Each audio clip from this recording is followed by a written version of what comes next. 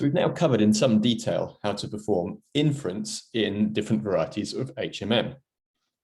So inference was obviously concerned with estimating the hidden state from the observed state. Another class of problem that, of course, is of central importance is fitting these models to data. So that means learning the parameters, the transition probabilities in a discrete hidden state HMM, for instance, or the Gaussian transition in a linear Gaussian state space model, or the observation model. All of these things we would typically need to learn from data. So a question arises is how to compute this and how to compute this efficiently. And luckily, we've actually sort of solved most of the mechanics that we need to do this. So let's look at the following result. So it's true that we can apply the product and sum rules, or here just the product rule, to the likelihood function. So in general, the likelihood, I've just suppressed the parameters here. In general, the likelihood of the parameters is p y1 to t given theta.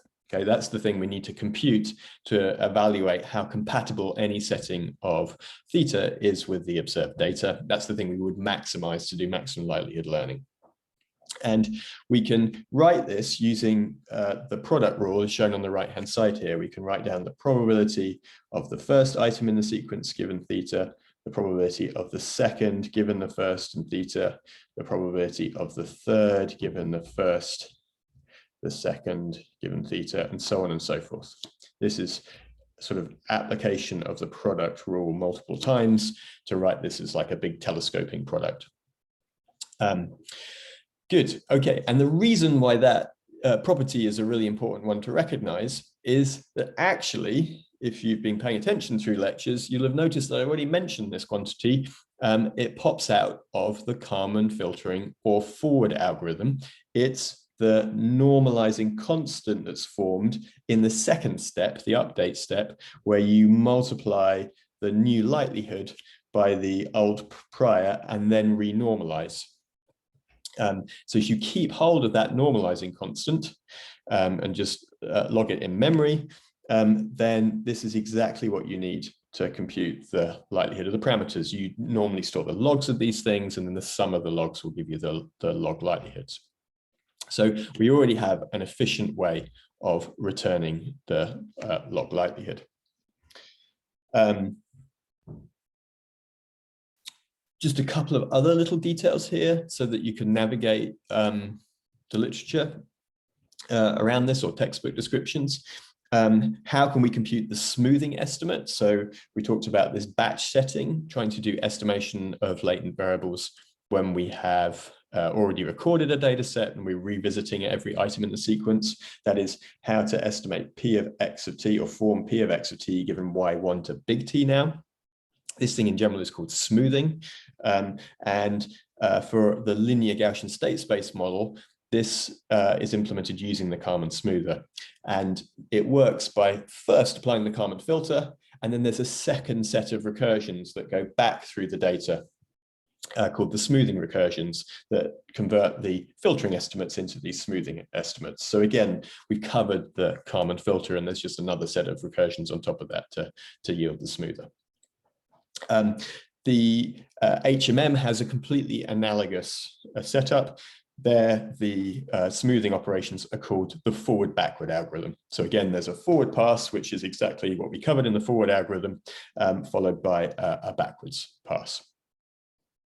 Another thing we might be interested in is how can we compute the most probable sequence through the data? What's the most probable setting of X1 to T, where we're maximizing over the joint distribution here of X1 to T given Y1 to T. This is one of the inference settings that we covered at the start of this section. For the linear Gaussian state space model, we said, based on the questions about this, that the mean of the Gaussian was also the most probable sequence under the Gaussian. And this, therefore, is automatically returned by the Kalman smoothing algorithm. You just take the mean estimates from the Kalman smoothing algorithm and you get the most probable sequence back.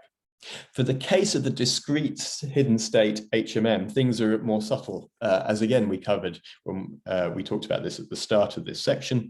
For that, there's another algorithm which is also really famous, which is why I'm talking about here. It's called the Viterbi decoding algorithm that returns the most probable sequence. It looks really similar to the forwards algorithm and the forwards backwards algorithm, except it uses maxes rather than averages to compute this. So it's sometimes called the max product algorithm as well. And this type of algorithm is really useful for things like speech recognition, if you're going to use an HMM for speech recognition, because there you want to know the most probable set of words which underlie the observed speech waveform. So it's often used in cases like speech recognition. In the next video chunk, we're going to sort of revisit these ideas, especially these ideas about how we compute the likelihood, by posing what seems to be a conceptual problem with the way that we're managing to compute it.